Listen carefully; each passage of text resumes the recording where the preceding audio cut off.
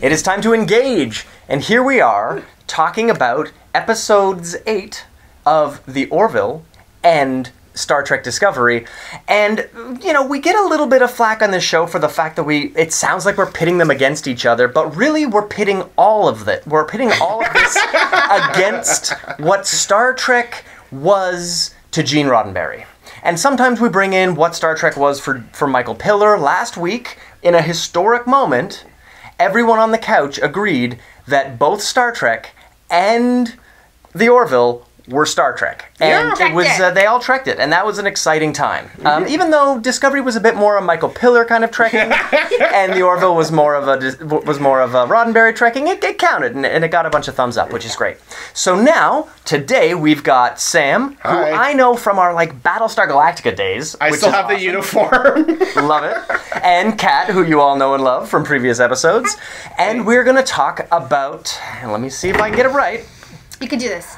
You got this. Vis Pacem para Bellum, Discovery's episode, which translates into "If you want peace, prepare for war," and "Into the fold." Very simple. Or into the glory hole. Into the glory hole. Oh my God! I must say the humor in this episode really worked in the Orville. So and character development for two characters that you don't talk about often. Well, that's right. And it's a very interesting time when we get to watch 2 episodes of Star Trek-ish, and they both deal with similar things. We got to see a little bit of what was happening on the ship while some major characters were on an away mission. A little bit of what was happening on the ship while a couple of characters were on sort of an accidental away mission. They were both in the forest. They were both in a forest. That's right. It's cool when this happens with these shows because they are not doing it on purpose, but it's really neat to see. And so we can have a really neat comparison here because there are no shortage of Trek episodes that we can compare these two. So let's get into the Orville off the top. They broadcast first, after all. Oh, yes. Let's talk about these characters. We got to see... She's so good. We got to see our wonderful chief medical and our wonderful android, unlike human character. I love him, actually. Off on their own trip together, which to me really reminded me more than any of the... Next Gen episodes or original series episodes, it reminded me of a second season Voyager episode. Yeah, it did. Innocence, where Tuvok is stuck with a bunch of kids, and he's just like a hilarious babysitter of screaming children. Like Steve from... You have some screaming children. What did you think about this episode? I loved it. I have to say, as a mom, I was like... cheering. I loved her so much. I loved her delivery, and I just want to call her Cassidy Yates now. Thanks a lot. Thank you so much. Dr. Cassidy Crusher Yates. Crusher Yates. I did see a lot, for me, I personally did see a lot of sort of parallels to Crusher and Wesley and Data and their sort of hijinks and their relationships and how that kind of sets out. But I really, I thought that she was so kick-ass and very, very... She never lost her cool.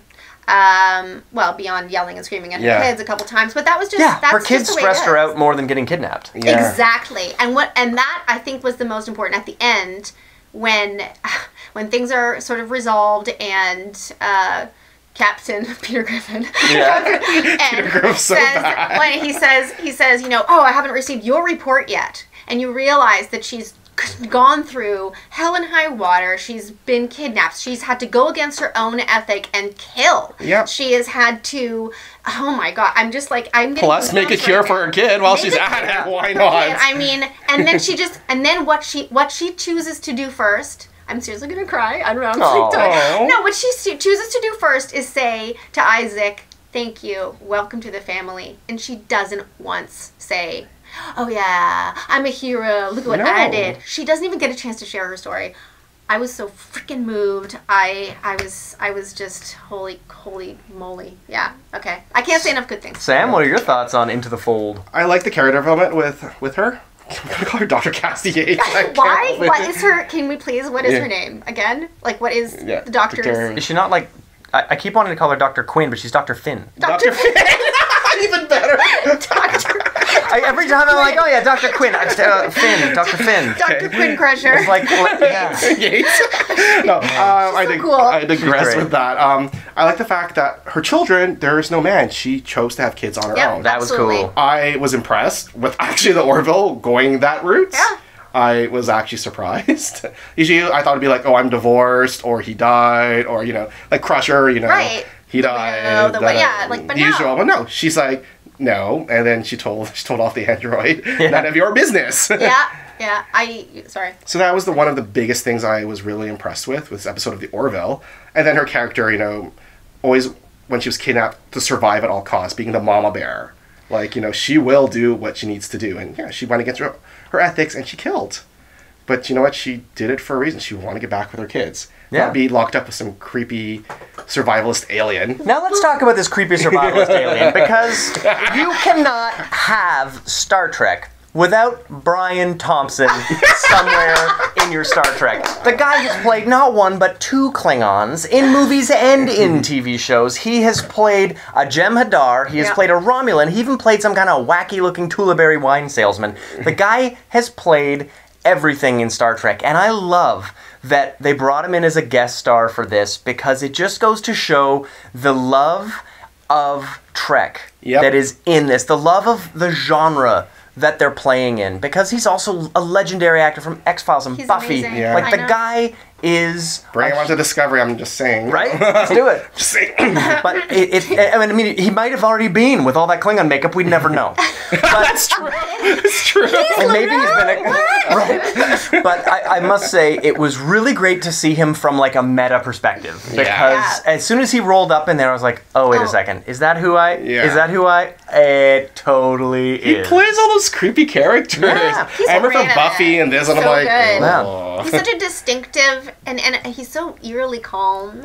And he's so distinct here. Yes, Yeah. that And is so him. you can put whatever you want up here, Yeah. and he still looks like himself. In fact, I was watching the original 1984 Terminator the other day. He and Bill Paxton are 2 of the punks that get their clothes stolen. Oh, with the person. Yeah. I think he gets his heart ripped out. Oh my gosh. Yeah. I But didn't- yeah, Brian, man, you're in everything.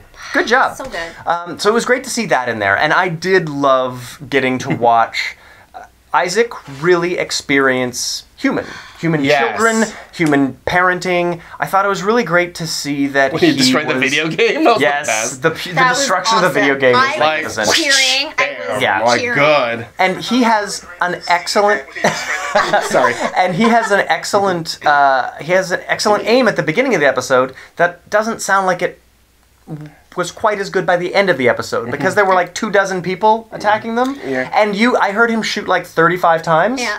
That would have completely wiped everybody out. Yeah. So obviously they needed to stretch the episode's I know. moments beyond the number of people who were apparently attacking. It's I Star also Trek. liked though, the messaging was so nice, and it's the interrelationships, like the crossover, and it wasn't just about, okay, let's develop this character and this character. There were so many little kind of crossovers with the brothers, and then their understanding of Isaac, and Isaac understanding them, and I'm so cheesy right now, but the hand holding. Yeah. It was that small touch, and it wasn't overdone. Like, you weren't like, oh, for the love of God. And they played the stop music. with And they played the music after. Yeah, like, exactly. oh god. But it was subtle. It was beautiful. It was really, really cool. And by the end, you're just like, oh, this is so nice. I want to hold Isaac's hand. The end of Innocence as well with Dr. Finn and her son, when they had to defend at the end. Yeah. She gives him the blaster. The blaster, pistol, Whatever. gun. I didn't want to say phaser because it's not Yeah. phaser. Super I know. light that gun. was Yeah. Just super cool. She said,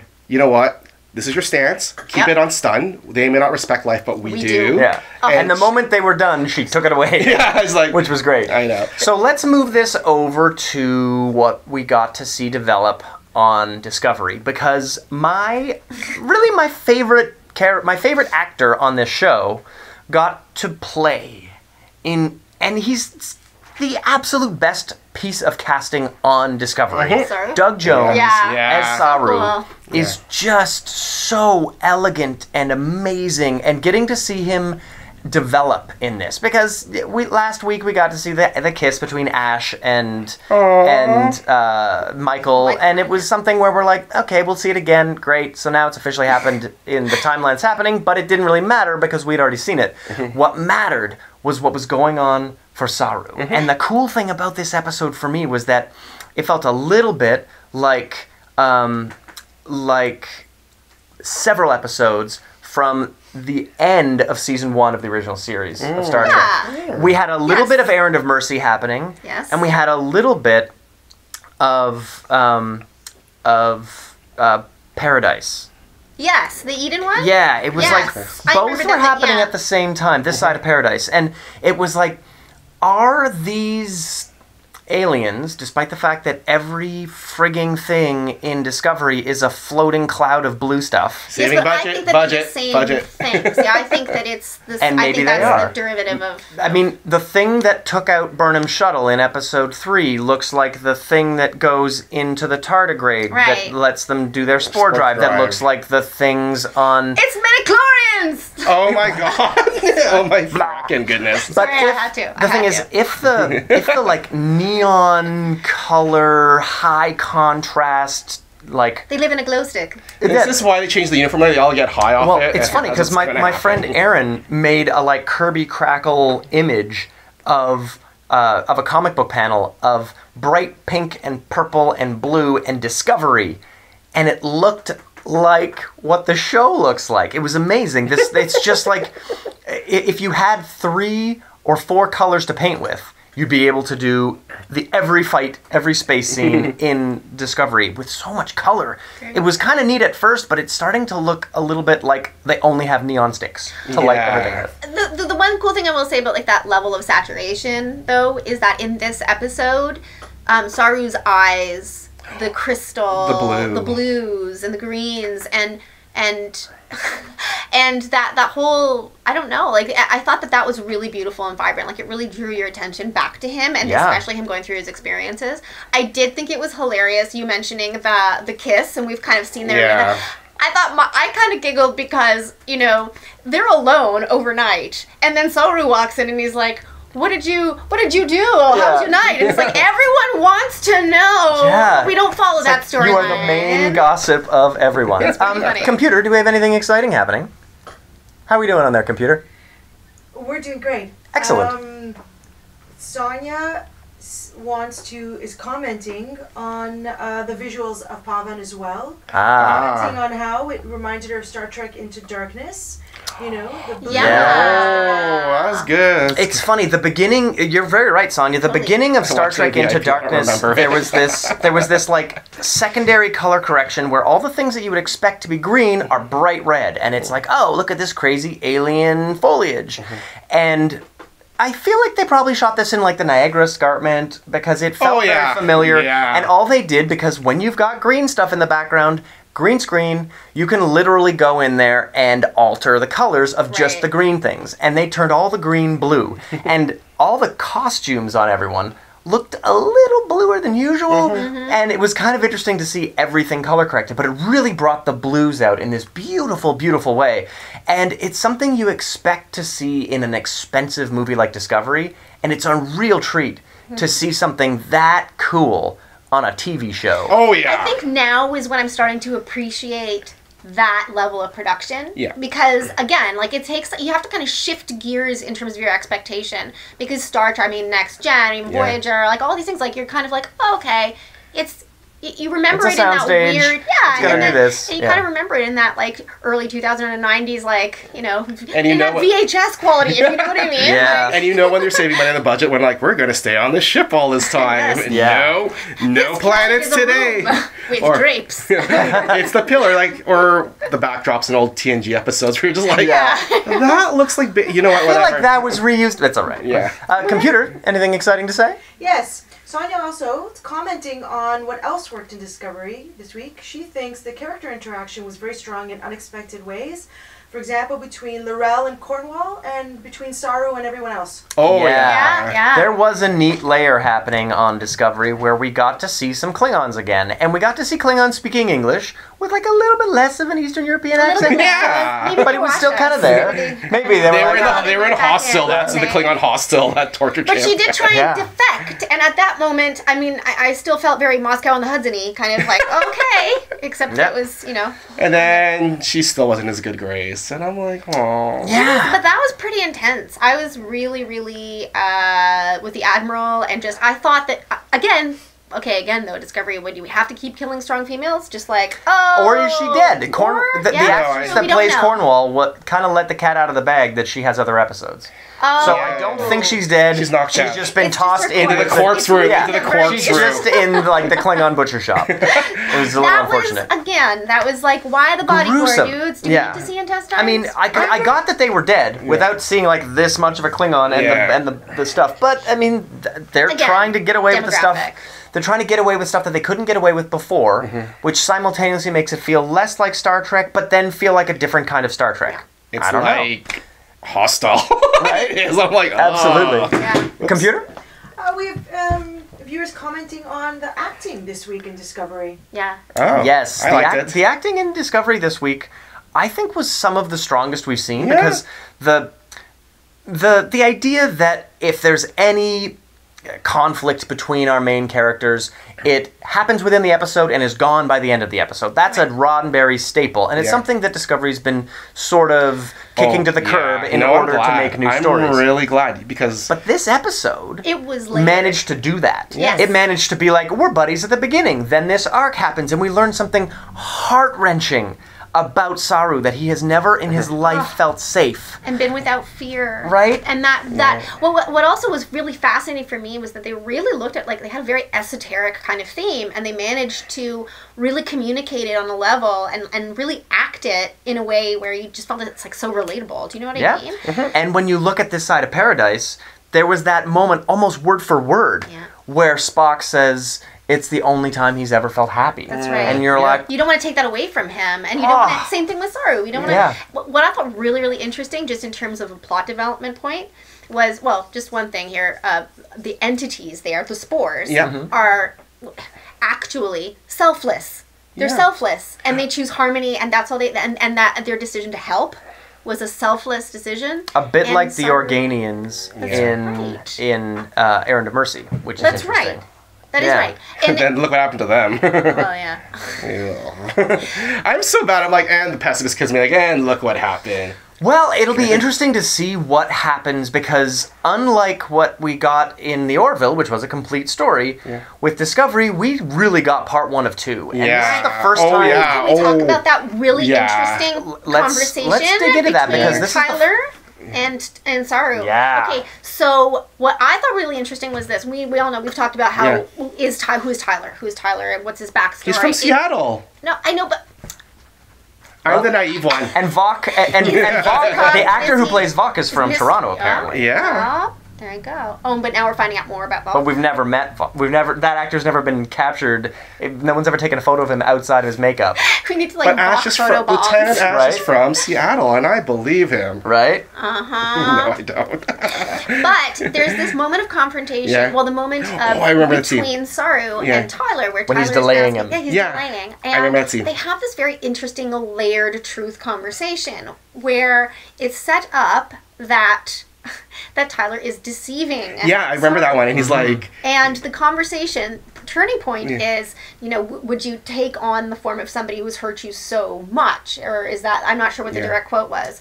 And I really feel like that, I'm just getting goosebumps. I was like, revelation. revelation. Are we going to find out that he is actually Vok? And then with Laurel specifically saying that she wants to defect and go to Your ship Discovery. Your ship, Discovery. And why would she? Why? because they're like Because- escaped, you know. Right? Because her love. Yeah, I know.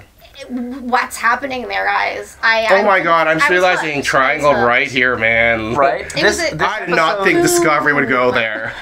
Well, I feel like this Burnham. episode managed to make the Vok equals Ash theories even more solid because you're right, that layered moment where you're deceiving and they only go as deep as because Burnham's over there. Right. But the layer of that deception is something that we're hopefully going to see more of as this season. Remember that progresses. episode in Enterprise where the Klingons became sort of looking like human? Yes, the augment episode. Yeah. I have a feeling that's gonna come back. Well, here's the thing. A little bit. I'm just saying because to be human. If you were to give any old Klingon the augment virus, they would still register as Klingon, but on a life sign. The tribbles. And the tribbles would still pick them up as well. But they wouldn't look like a specific human who was in Starfleet who had a name and who was on a ship. They would just look like the less rigid version of themselves. But they would have darker skin. Yep. And all of the Klingons, I mean, most of them look like they were basically in blackface in the original series, or brownface. Series, yeah, that was... But to be fair, some of those actors were people of color. They were just darkened because Klingons have darker skin. Thanks, 1960s America. Right? Good job. But I mean, Michael Ansara, that's a Syrian man, just much darker than he would normally have been. Yeah. But when you look at the idea that he's been through the like Lorca has done his due diligence. Ash is a character that he believes existed on that ship. So it's not just the augment virus. It would be the augment virus plus somehow nobody noticing when they get... Well, I mean, he's been definitely teleported to get places. Has he been teleported places yet? I don't know. I'm assuming they did when they had to go down to the planet. Or did they take a shuttle? We didn't see. I think they took a shuttle. I wonder if they've managed to not have to teleport him. Because if they're not transporting him, then there might be reasons why they don't know. Computer. Viewers want to know what we think about Tilly defying the orders of her superior. I love it. Yes, that's a good one. I liked it for the first time. First, I really liked that moment where Stamets comes out and he's like, Captain. And then she's like, what? And I love that because it gave me that hope. It just ties it back into that prior episode where she's like, I really want to be a captain. I want to do this. I hope and you're so like, for her sake. Tilly, that would be so cool. And, I didn't like Tilly at the beginning. I'm not going to lie. So for me, this was kind of a cool thing. But then also just she knows, and now she's not afraid. She's made that character development. It's a really nice little moment there for her character. And I thought it was super cool. Sam? I like the fact that she checked up on him afterwards in the... I call it the mess hall 10 forward. Yeah. What are we calling it now? I think the mess. Yeah. The discotheque. The discotheque. discotheque. Yeah. She checked up on it's like, what's going on with you? Because she's calling him out on his crap right now. And that is so cool. And it's That was important great. because, he's like, there's no ship counselor. Shame on you, Discovery, I'm just What's neat saying. though, is that what in the episode where Saru was saying, okay, give me a composite of what makes a good captain, and it's like that compassion and empathy or like understanding and then leadership, right? Yeah. And she in that moment she's displaying all of that. Yeah. And I just love that it kind of for me I was like, oh, maybe she does a good captain. Yeah, Tilly's made of the I right. hope so. Tilly's definitely made of the right stuff, Yeah. and it that interaction, that first moment when Stamets comes out and is a little bit disoriented, Hi. it begs the question. Yeah, Like, basically, high on mushrooms. It begs the Literally. question: was he unstuck in time and seeing a future version of Tilly, or was he just like really out of it? Because either A little way bit of would be- A, a little bit of C. Right? Well, we know, yeah, exactly. We know I'm he saying. exists outside of the timeline. Yep. Yep. So we don't know what does that mean though in terms of his own quantum reality and his ability to be in multiple realities at once. We don't know. We don't Yeah. know, and we don't know what exposure to more and more of these spores or loopholes or whatever. I have no idea. It looked freaky when he gets in the spore drive. He's like, Yeah, I like getting to see that thing move man. now because I guess it doesn't jab him in the Yeah. nipples. Now it jabs him in the arms. I liked when it. I mean, You liked it when it jabbed him in the nipple. I was hoping he'd have like. Reminds me of a spear. Escaflowne, and you're like, click right there. I bring the anime here, and I'm like, Amazing. And Star Trek animation. Now, one thing about Stamets that I did not particularly appreciate is that they're coming up with some reason why he's now a persnickety grump again. Which I miss High Stammet. I miss him. I liked him in this like groovy dude. Well, I thought that was we cool. don't know whether or not there has actually been like a strange entity switch of some kind either. We don't know what's happening. We don't know if somehow during this episode, like during this thing, he is, swapping realities. Physically I'm on sure. some Wouldn't his level. boyfriend doctor figure that out? I'm just saying, And What would still register And as wouldn't him? Stamets, wouldn't he figure it out? Yeah. That he's going from a different reality But the to guys, a different reality. They haven't figured out, it's much later on where they start realizing that it's the temporal signature of, that the person has and that they don't fit into this reality, right? Like that's Oh just yeah, the next gen it's not thing. really until Theory. Yeah. Theory. Whoa, theory. Yeah. I have an idea. Let's go. because, you know, the spore drive relies on it. He's in different realities or timelines. Maybe this explains why Discovery's never in the original series, because they get It lost. slips out of time. Well, yeah, I mean, there's a just saying, built-in you know. there's a built-in doom Yeah. in this series Yeah. because everything they do doesn't fit Yeah. with Star Trek as we know it, which means the Discovery will be destroyed. All these people will die, and It's the like spore Rogue drive, One. yeah, and the spore drive is going to go up in smoke, and it'll just be considered an aborted project, and no one will speak of it again. Otherwise, Voyager would have been like, "Hey, remember that spore drive thing?" Balana, make it. Oh no, Balana, make it now. Yeah, like that's the thing about Discovery that kind of makes it special. You know, all these people are doomed. Yeah. Or these people who are making it hate Star Trek, and I'm pretty sure that's not the case. I hope not. You don't make Star Trek wrong unless you're going to fix it or you hate Star Trek. So let's assume they're going to fix it. They're Yeah. gonna fix it. Because They're I gonna mean, fix it. The people who run this show ran Roswell, and I freaking loved that show when I was in my 20s. And I feel like I have a lot of faith in these people. Yeah. I had faith in Brian Fuller, but then he stepped away, and I think that's why a lot of things went wonky for the first 5 hours of this show. But now I think we're into the showrunner's version of this show. Yeah. And the way these episodes are shaping up, when we're going into these exciting, interesting new planets that feel different and look different. Like Ontario. Finally, it was the first away mission. It was like the first, Yeah. Since we're the not. first hour. Yeah. Did the And budget allow it? Right?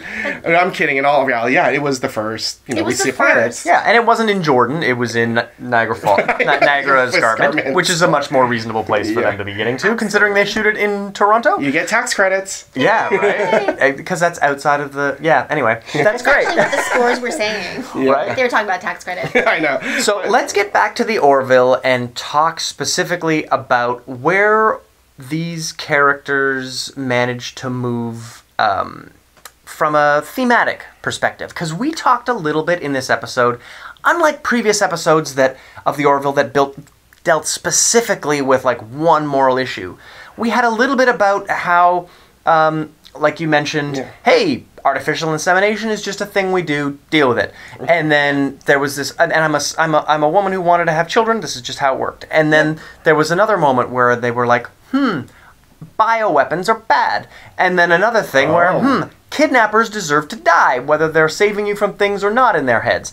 There were a lot of little moments that happened in this, but there wasn't one overarching societal ethic I that we think it was talked its about. character. It was very character. It was a driven. character It was episode. character, and I think Very it's also character-driven. very real because it's very in the moment. I mean, Yeah. I think that again, it's another one of those episodes like the Krill episode where it was like a contextual thing. There's the lose-lose, Yeah. the potential to lose-lose no matter what you do, and the fact that again that Cassidy has that moment where she says to her son, we care about life. Yeah. You said it on Sun, but you know how heartbreaking it is because she had to kill somebody I know. moments before. Yeah. I mean, again, it's a situational driven ethic, and I think that again, dealt with beautifully, dealt with really well. I mean, Sam, thoughts? going back to the part where she had to kill her rescuer / imprisonment / I'm sure he'll be back and make up again sometime. Right? Sooner or later. Remind me, I mean, you people die in Star Trek, and people die in the Orville. Mm-hmm. You know? Star Trek First Contact, Picard took down a couple of his mercy killed when someone got assimilated.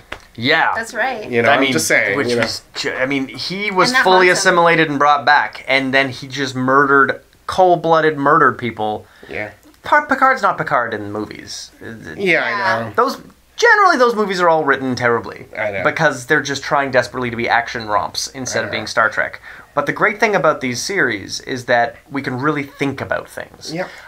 What in Discovery did we really get to see as a theme that lets us think about now? Because for me, I thought they were really playing with that prime directive. Yeah. Trying to figure out, is this a moment where they aren't warp capable, or is this a moment where they are so far beyond us that the prime directive doesn't apply? Do we need their That was permission neat. to use that tower? Yeah. Oh no, they are sentient. Now Burnham's like, we have to ask permission. That's our That was policy really or prime interesting. directive. That was very interesting. Now it's a first contact contact. protocol. Yeah. Although General Order 1, because for some reason it's not the Prime Directive yet. Right. Yeah. General Order 1. Right. Yeah.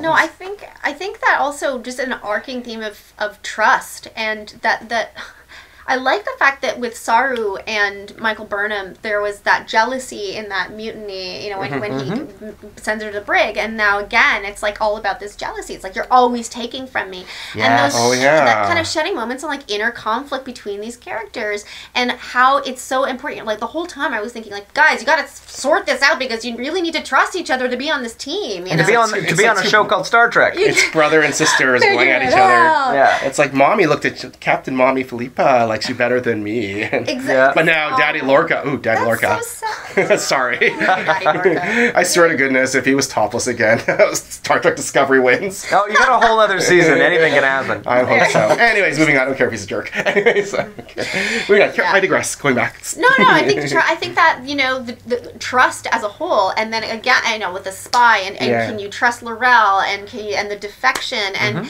you know, I mean, Does she have anything else to lose? Where is she gonna go? It's a good question. Where's she I don't gonna know. go? She's- Computer. Viewers are giving different takes on frontier life. Oh. Major difference in dealing with new beings and cultures, and commenting on how Dr. Finn, needing to kill her kidnapper, was, you know, very frontier-like. Like Dr. Yes. Quinn. Yes. Oh my god! Medicine woman! It's very true. There was a real sense of like a post-apocalyptic frontier. It was. In that It actually was. that was Yeah. terrifying. That was quite an interesting element for the Orville to bring into it. And the idea at the end of that episode that they were going to go in there and... If they'll let us. If they'll let us. If they'll let us. And it begs the question, because they kind of seemed like a society that was maybe as advanced as us. Because they had some wacky-looking condos, but kind of...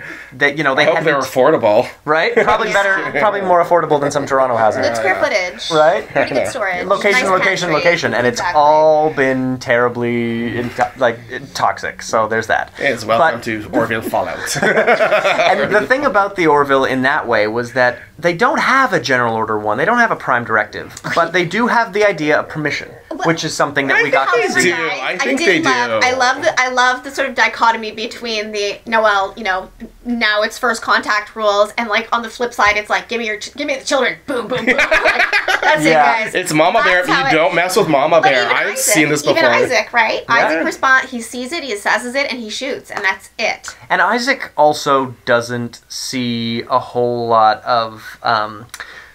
he's looking at inferior beings. Right. Because They're He doesn't threats. think of- yes. They're threats. They're going to hurt my friend. Well, or friend. me. But he also Yeah. remember. He also at the beginning says, "I am better than everybody else." Yeah. Yeah, he His knows species it. is. Yeah. Computer? Who would have expected Seth MacFarlane to write such touching and satisfyingly emotional family moments? Thank you. You. Absolutely, 100%. I think that he absolutely needs way more credit as a Yeah. writer Yeah. and as a storyteller, and just the way that he takes modern themes and Yeah. manages to abstract them and like rematerialize them, kind Yeah. of like a transporter. One thing I like about this, when I had issues with the Orville, is sometimes I find he's too binary with his writings, like men and women, mostly straight, Yep. heteronormative, and I'm like, really? But this episode, I'm like, you know what? Seth, I give you credit. I'm really impressed. That's been my worst critique of the Orville a lot. It's just I find it too binary, and I accept it for what it is because it's like, okay, it's Family Guy and with jokes. But this episode, I'm not gonna lie, I was like, with Dr. Finn, okay, Dr. Cassidy Yates, I like her writing development. Yeah. She didn't need, going back to the episode where it struck a cue, she just artificially centered herself because whatever, I wanted kids, I don't need anyone. Yeah, nobody rescued her. No men Yeah. fixed things for She her. rescued herself. And as I said, the one thing too that really, really got me, and this for me was the huge point in the writing, was just she did not get a medal. She did not get distinction. No. There was no point of valor. There was She nothing. needs to save her kids. She just said, "I'll fill you in later." Yeah. And now I have to thank somebody. And I must say, I was having a conversation in the moments before we began this episode on Facebook with a friend of mine who was saying, "Yeah, I watched the first episode of the Orville and I just can't get past it. It's just too. It's just not for me. It's Family Guy in space." And the interesting thing is that we are now 8 episodes into this. It's good. And it is Star Trek at its best Yeah. at times. Absolutely. And for anybody who is looking at the Orville and saying, "Oh, it's not Star Trek," guys, It is. there are some of the greatest writers of Star Trek are making the Orville. Yeah. And Seth MacFarlane has been Yeah. in on- love with Star Trek and He was on- an Enterprise. Trek. He was an He Enterprise. was. Absolutely. Yeah, he I'm was. pretty sure he Yeah. got shot at an airlock when the Zindi He attack. got shot. Yeah, he did absolutely. There were 2 episodes. At least 2 episodes. Yeah, he was there when the it's quite Columbia was launched. Yeah. So he made it to season 4. Yeah. So, Not bad. but no, it is, I was one of those people. I was like, oh no, it's like, I hope it's like Galaxy Quest, not Star Trek. Yeah, But because I don't like... I love Galaxy Quest too. Just for the record. Amazing. But, no, Well, because Galaxy Quest is a parody. Yeah. Yes. Whereas there was never a time when the Orville was advertised as a parody. No. It was It was just a funny humorous. sci-fi show. That's Yeah. right. And that describes it really better than anything. Computer? Derek Culliford. Derek. Hello. The aliens on the Orville looked more like Klingons than the Klingons do. Right? Even with their crazy, like, pus-virus faces. Yeah, they had... The Klingon. herpes, I should say. I actually wonder Yeah. if... Because the Orville is being made differently than Discovery. It's also in LA. Well, yeah, and Discovery is being shot, like, months in advance, whereas the Orville is being shot weeks and weeks in advance, as opposed to, like, they just wrapped, like, the final episode of Discovery, and we're not going to see that until frigging January. February, actually. And so Was that wrapped it's already? entirely possible. Yeah, Okay. yeah, Discovery's wrapped, but they're going on to season 2 as quickly as possible because CBS All Access will have a lot of people cancel. So It's gonna happen. Yeah. I found some Oh, Facebook groups, I'm- man. I'm oh already- my god, I've seen in it. 2 weeks, I'm pausing my membership so that I can pick it back up in January. Because Yeah. why would I watch? There's nothing else to watch. I did that for Crunchyroll for Attack on Titan. I'm Yeah. just saying, I froze until Yuri and Eyes. But it is entirely possible that they decided to design these episode 8 creatures to look like Klingons. Sure they Derek. did, yeah. They might have done it to just like really dig the knife sometimes in. does feel responsive, a Yeah. little more responsive. Yeah. But it's very effective. Well, works the for me. Orville does a great job of being topical. Yes. And I feel like Discovery is plotting out such a big story that they just have to be a good story and deal with issues that are universal as much as Right. possible. Or when Mud Yes. appears.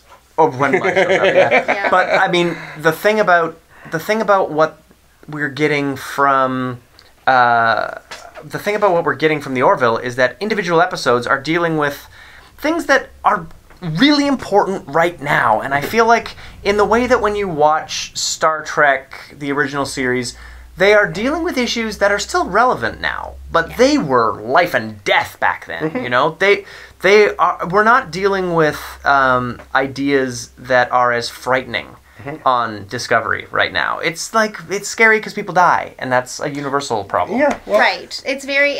You're right. It's a lot more broad universal themes, and there's less of the. I mean, the only thing sticking out of my head was the last week's episode of Orville too, with the social media relevancy Oh, yeah, and that one, everything, yeah. and just how That terrifying was huge. that was. Or, Yeah. Everyone needs Yeah. an opinion. Yes. Well, And, you know. and that no one will corroborate anything. Don't worry. It's like, Right. oh my God, welcome Yeah. welcome to us now. Terrifying. But guys, I think it is time Ooh. to go to Red Alert, Tactical Alert, and talk about who trekked it and who wrecked it. Oh boy. Oh. Now, last week we were forgiving. We allowed Michael Piller Star Trek to be Trek. This week, no. This week, it's Gene Roddenberry Trek or bust. Okay. Okay? So, Kat, did the Orville strike you in all the ways that Gene Roddenberry Star Trek strikes you? Did it trek it? It did. It did. I say full on trek it. Well, here's why. Here's why. Okay. In terms of Cassidy Yates, why did you do that to me?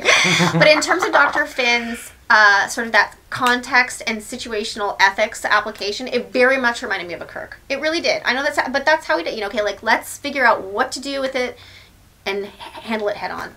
And also just those principles of family and unity and trying to make it through. You guys, I was crying through the whole thing. Okay, I have to say, I trekked it.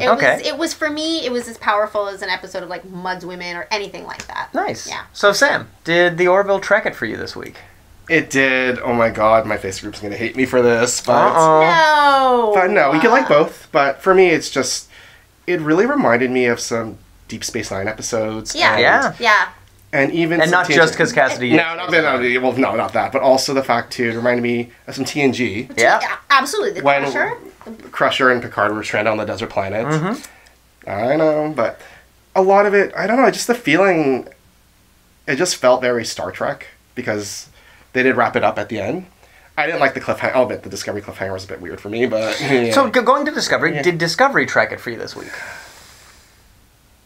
No. No! I know. Wow. Interesting.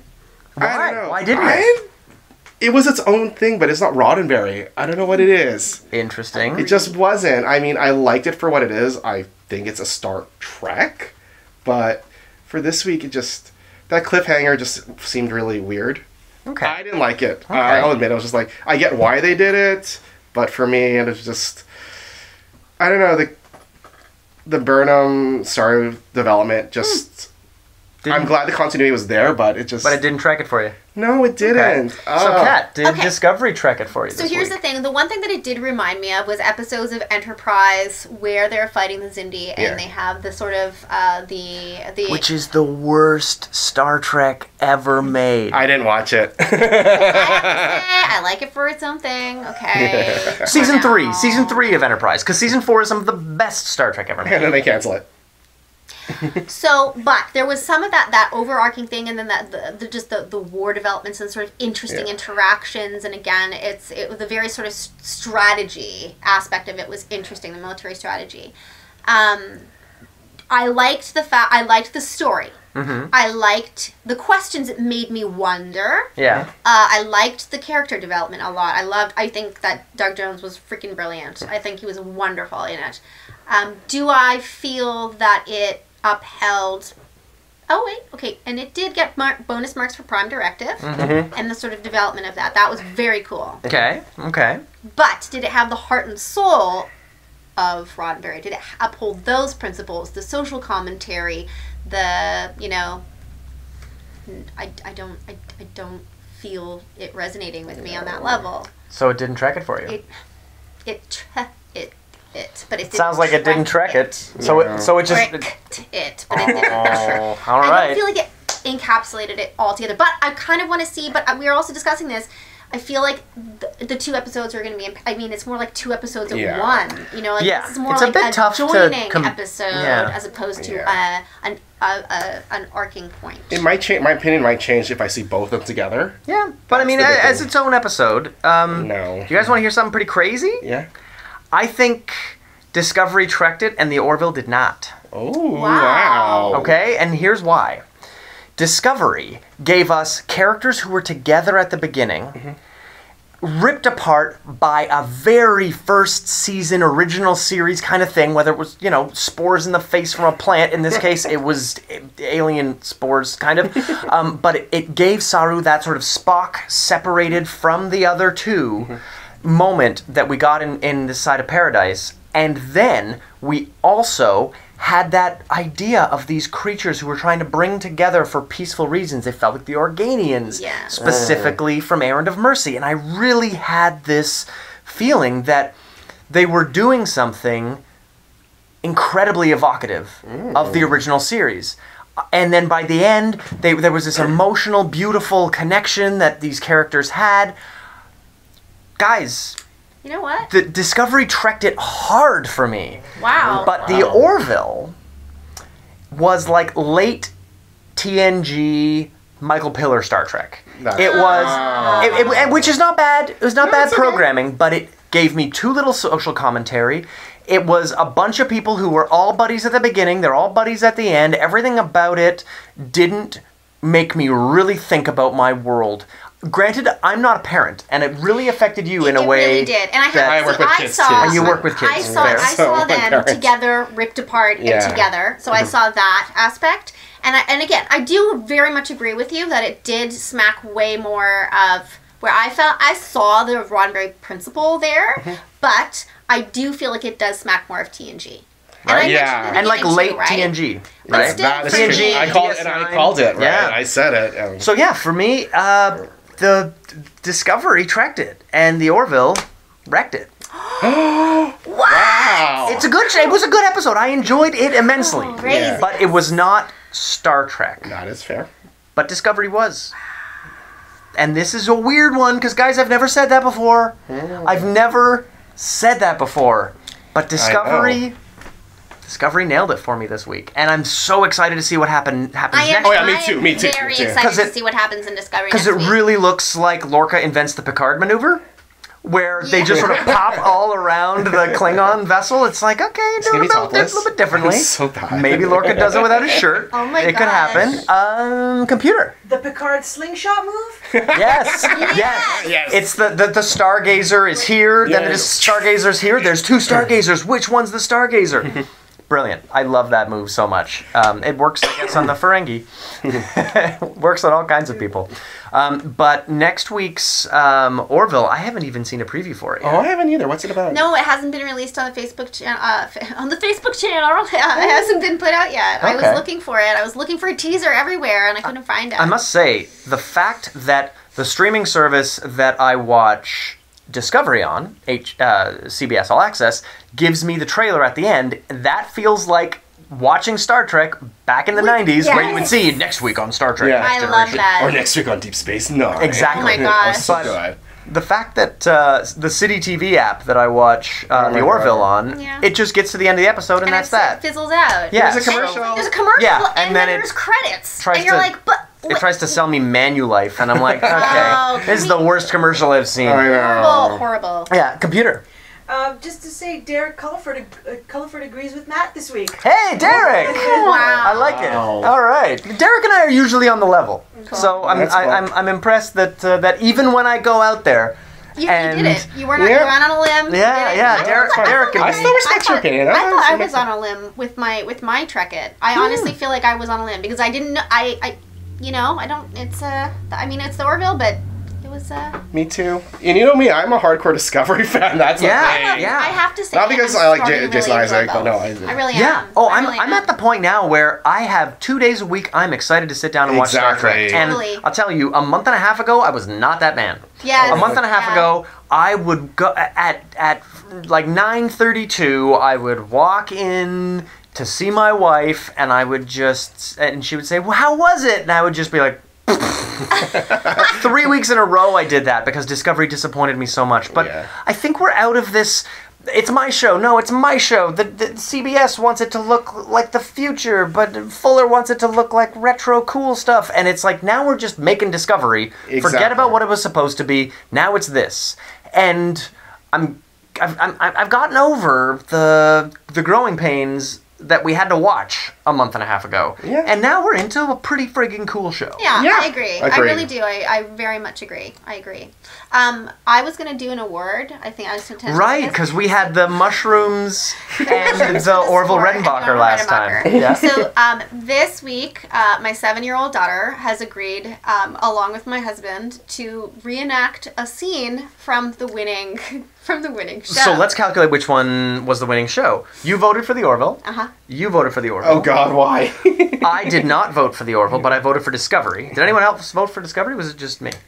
Just you. I couldn't. That- I have to. That doesn't count. Doesn't so count. that's I- Orville wins 2-1. Orville wins. So which You're scene will welcome, be Seth. reenacted? So the scene which will be reenacted is the campfire scene. Oh, scary ghost stories. Scary ghost story, except my 7-year-old daughter will be Isaac, and my husband will be one of the kids. Amazing. That is When nice. that has been made, I let me will- know, I shall and upload we it. I will will we'll do. post a link on the Your Geek News Facebook page, and definitely put a link as a comment on YouTube as well. Yeah. Because that's hilarious. Although I have to say, I almost feel like changing my vote because if Discovery won, it would have been Laurel and General Call. And was it And- your and- child would be playing which role? General Call. Yeah. And my Amazing. husband would be playing Laurel. And it would be the face smudging scene with a... And then he says, Solid. "Get out." Maybe we will do both. I don't know. What Hey you do? man, Do I both. would say do both. I may have It to was say both it was like because- almost a tie today. Because I really agree with what you were saying. Cool. Yeah. Sometimes I make a point. I think Not all the time. but sometimes. And if you're in Toronto, if you don't watch Star Trek, my group does Star Trek viewing parties every Sunday. They're really fun. That's where... And they're free. Yeah, Buy booths. that's where my wife and I saw the premiere. With 150 other people. It was such a fun time. It made up for the fact that those 2 hours of Star Trek were terrible. Yeah. I had a really good time watching that awful, awful Star Trek.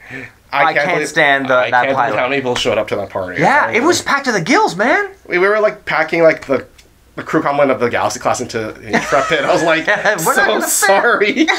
But it was great. I was very impressed. And all the bartenders were wearing like they were in uniform. It was hilarious. I was a captain, so I liked it. So it's free. It's at Stryker. We have pictures of you and me dressed. Yeah. Yeah, it's great. I was wearing like half of my Zahn costume from Halloween.